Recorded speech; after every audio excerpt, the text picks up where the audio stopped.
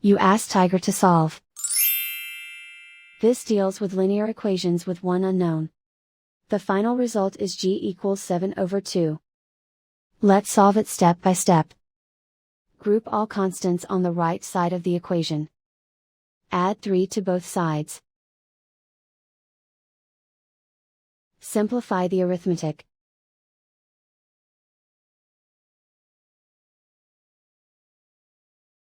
Isolate the g.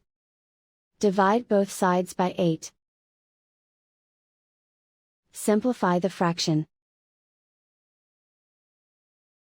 Find the greatest common factor of the numerator and denominator. Factor out and cancel the greatest common factor. And so the final result is g equals 7/2.